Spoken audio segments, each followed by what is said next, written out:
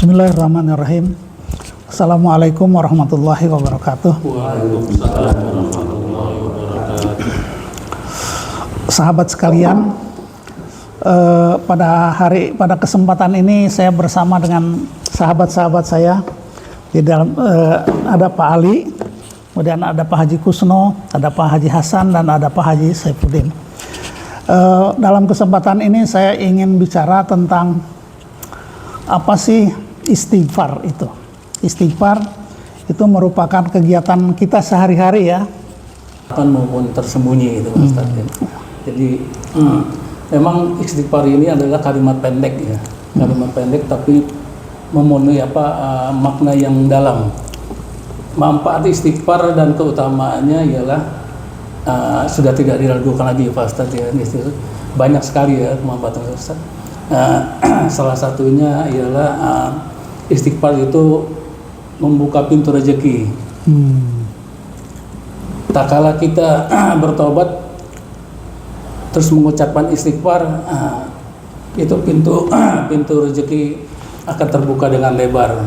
Iya. Itu hal ini biasanya sudah dijelaskan di dalam Al-Quran ya Pak Ustaz ya. Kalau nggak salah surat 71 surat Nuh ya. Iya. Ayat 10 sampai 12 yang berbunyi A'udzubillahi minasyaitonirrajim. Bismillahirrahmanirrahim. Fakutus tasbiru rabbakum innahu kana ghaffara. Yursilis sama alaikum mitrara. Ya wa yumditkum bi amwali wa banin wa yaj'al lakum jannati wa yaj'al lakum anhara. Yang artinya fakultus takfiru rabbakum, artinya Allah mengatakan mohon ampunlah, beristighfarlah kepada Tuhan kalian, sesungguhnya Tuhan kalian Maha Pengampun. Jadi kalau kita beristighfar di sini Allah akan buka pintu rezeki, yang mana ayat selanjutnya yursilas sama alaikum mitrara. Allah akan menurunkan hujan dari langit untuk kalian. Air itu merupakan suatu kehidupan, jadi merupakan diartikan sebagai rezeki yang berlimpah ruah gitu Pak. Iya. Karena dengan air itu tadinya tanah mati ya, terus tidak ada kehidupan, dengan adanya air mulai ada kehidupan gitu kan. Ya apa tadi Pak? Yumditkum ya, yang Allah menganugerahkan harta yang banyak dan juga anak-anak, dan juga Allah memberikan kebun-kebun dan sungai-sungai yang mengairi kebun-kebun itu. Jadi itu salah satu kemanfaatan dan keutamaan istighfar ya, dan banyak manfaat dan keutamaan yang lain-lainnya yang nanti bisa dijelaskan kepada bapak-bapak yang ada di sini. Iya. Jadi baik, terima kasih Pak Hasan. Ya. Saya kembalikan lagi kepada sekarang giliran Pak Haji Saifuddin, silakan Pak. Pokoknya apa menurut Pak Haji tentang istighfar? Ya, silakan. Tadi dikatakan oleh Ustaz Fauzan Muslim, bacaannya kira-kira apa sih istighfar itu? Mungkin yang paling sederhana, sering kita baca setiap di sholat atau setiap kita melakukan kesalahan, kita paling mengucapkan Astaghfirullahaladzim. Iya. Terus kadang-kadang jadi ada yang pendek, ada yang panjang ya. Ya, tidak selalu sederhana pendek. seperti itu ya. Astaghfirullahaladzim. Ada yang suka ditambahin Astaghfirullahaladzim alladzi la ilaha illa huwal hayyul qayyum wa atubu ilaihi. Iya. Itu Ustaz. Di situ ada tobatnya gitu ya, tobat. Wa atubu ilaihi itu. Ya, berarti tobat. Ya. Itu ucapan istighfar yang sederhana mungkin. Iya, baik. Itu Ustaz Fauzan. Iya. Kesempatan untuk Pak Haji Kusno, silakan Pak. Hakikat istighfar itu apa sih? Bismillahirrahmanirrahim. Assalamualaikum warahmatullahi wabarakatuh. Waalaikumsalam. Hakikat istighfar itu intinya meminta ampun kepada Allah. terhadap dosa-dosa yang disengaja maupun tidak sengaja, yang terasa maupun tidak terasa.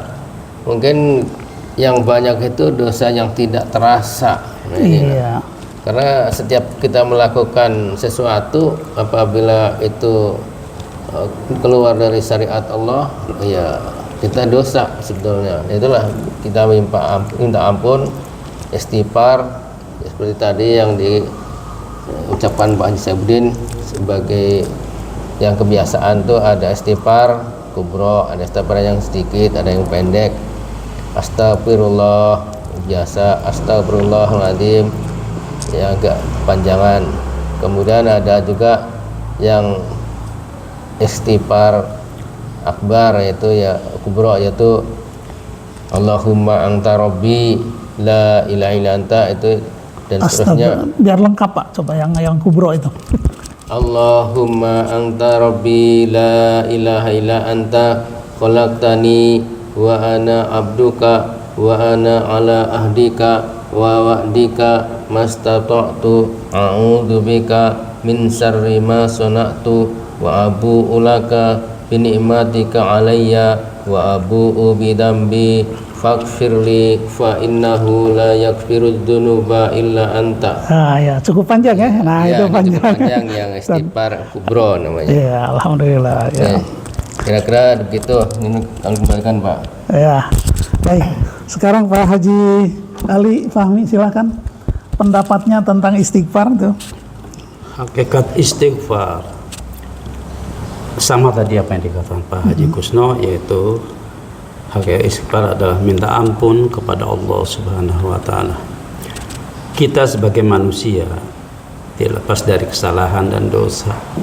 Oleh karena itu, kita perbanyak istighfar. Dosa-dosa kita yang disengaja atau tidak sengaja, kita minta ampun kepada Allah. Sebab di dalam Al-Quran pun disebut innallaha ghafurur rahim. Sesungguhnya Allah Maha Pengampun lagi Maha Penyayang. Ya, jadi kita minta ampun kepada Allah karena ini amat penting. Apabila kita tidak minta ampun, kita tidak bertobat kepada Allah, masih banyak dosa. Apabila kita mati, itu sangat berbahaya sampai sebelum diampuni. Maka kita banyak istighfar. Habis sholat pun kita selalu baca istighfar. Banyak istighfar di sini, macam yang tadi sudah disebut. Ya, demikianlah pendapat saya. Cukup singkat. Terima kasih. Terima kasih Pak Haji Ali Fahmi. Kemudian Pak Haji Saifuddin, silakan memberikan tambahan, mungkin masih ada yang kurang tadi. Ya, silakan. Ya, kadang-kadang suka ada yang bertanya, apakah Nabi kita Muhammad SAW juga beristighfar? Ya, Nabi saja yang maksum, yang sudah dijamin oleh Allah untuk masuk surga.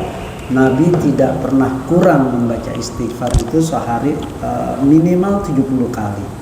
Nah, kalau Nabi aja baca istighfar, kita nih yang manusia biasa selayaknya dan memang harus sering baca istighfar.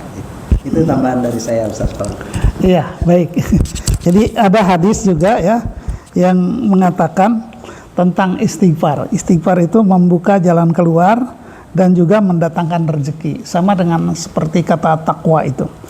Qala Rasulullah sallallahu alaihi wasallam, "Man lazimal istighfar ja'alallahu lahu min kulli dhaikin makhrajan wa min kulli hammin farajan wa razaqahu min haitsu la yahtasib." Barang siapa yang membiasakan mengucapkan kalimat-kalimat istighfar, astagfirullahaladzim, dan yang panjang juga, ja'alallahu lahu, maka Allah menjadikan bagi dia min kulli dhaikin makhrajan. Makhrajan itu jalan keluar dari segala kesempitan. Min kulli dhaikin makhrajan min kulli dhaik, artinya memberi jalan keluar dari segala macam kesempitan. Wa min kulli hammin farajan, dan memberi penyelesaian dari segala hal yang membuat dia keluh kesah, ya, dari segala min kulli hammin, humum, keluh kesah, kesusahan, itu memberikan peluang untuk bebas dari segala kegelisahan. wa razaqahu min haitsu la yahtasib, dan Allah akan memberikan rizki kepadanya dari jalan yang dia tidak ketahui, yang tidak perhitungkan. Kemudian ada di dalam surat Al-Anfal ayat 33. A'udzubillahi minasyaitonirrajim. Wa ma kana Allahu liyu'adzibahum wa anta fihim. Wa ma kana Allahu mu'adzibahum wa hum yastaghfirun. Itu di dalam surat Al-Anfal. Allah tidak akan mengadab kepada mereka wa anta fihim, sementara engkau wahai Muhammad ada di antara mereka. Nah, terus kembali wa ma kana Allahu mu'adzibahum, dan Allah tidak akan menurunkan adab kepada mereka wahum yastaghfirun, sementara mereka masih membaca istighfar. Itulah barangkali tambahan dari saya tentang istighfar. Di dalam tadi Pak Haji Hasan menyebutkan di dalam surat Nuh ada, kemudian di dalam surat Al-Anfal juga ada.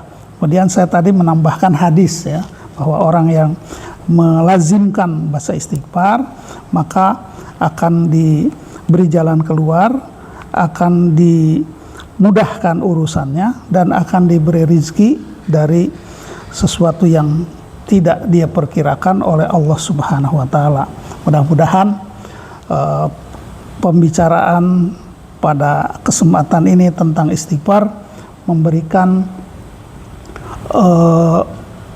pemahaman kepada kita dan para hadirin netizen sekalian tentang hakikat istighfar, dan mudah-mudahan apa yang kami sampaikan ini memberi motivasi kepada semua umat Islam untuk melazimkan membaca istighfar.